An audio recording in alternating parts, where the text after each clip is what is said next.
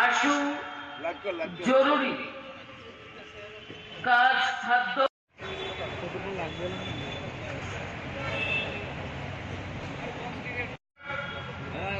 তাদের সরকারের পরিচালনায় আমাদের দেশের টাকা বিদেশে সুইস ব্যাংকে জমা হয়েছে।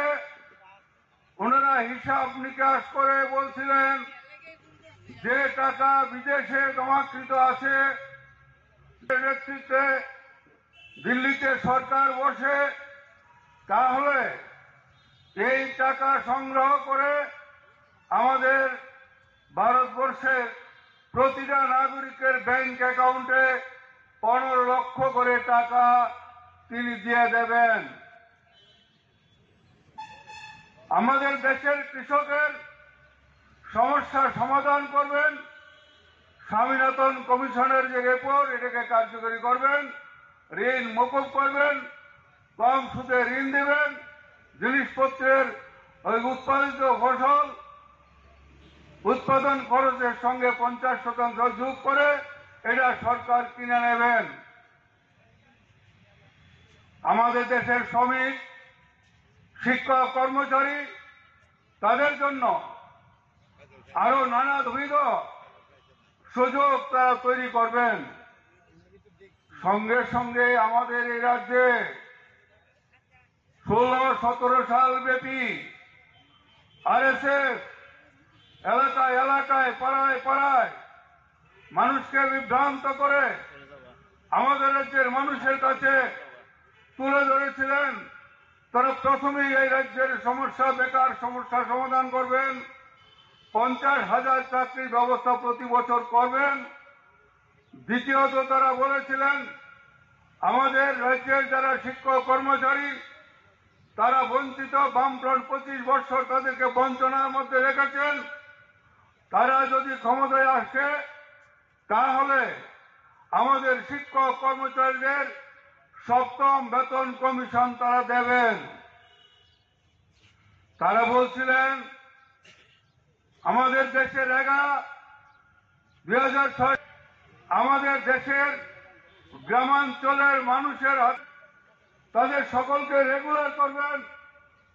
আমাদের রাজ্যে 10,323 তাদের চাকরিচ্যুত হয়েছিলেন সুপ্রিম কোর্টের রায়ের পরিপ্রেক্ষিতে, এবং তাদেরকে চাকরির সংস্থান করেছিলেন বামফ্রন্ট সরকার।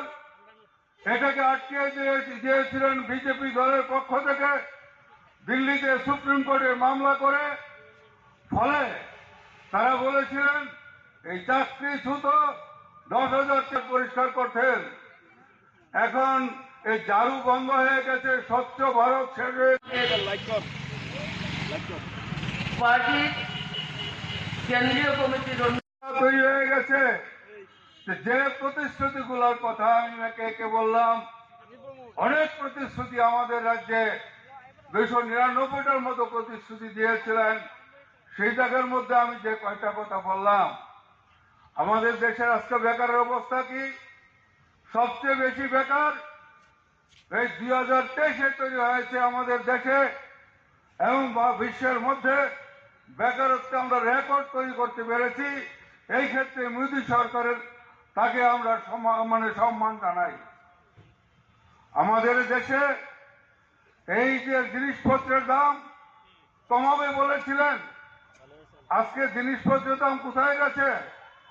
2014 সালে এক ছিল 450 টাকা, আর ওইখানে আরো 700 টাকা বাড়িয়ে মোদির জমানায় একটা গ্যাসের সিলিন্ডারের দাম হয়েছে 1150 টাকা। আগে সাবসিডি দিতেন 200-300 টাকা, এখন সাবসিডি দিচ্ছে 150 টাকা। কত বড় বড় স্লোগান! আজকে উপজাতি এলাকায় কাজ নেই, খাদ্য নেই।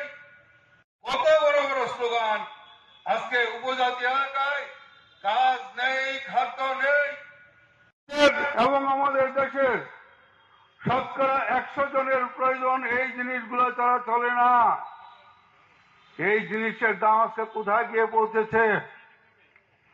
ডাল, তেল, নুন, কেরোসিন, এই সমস্ত জিনিসগুলা সেগুলো আজকে আকাশ ছোঁয়া।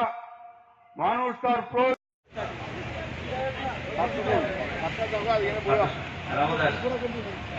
হুগলি মহকুমা দিচ্ছে ডাক, আকাশ ছোঁয়া মূল্য বৃদ্ধি রোধ করবার লক্ষ্যে লাল ঝান্ডার সংগ্রাম। দিনে দিনে জিনিসপত্রের দাম বাড়ছে।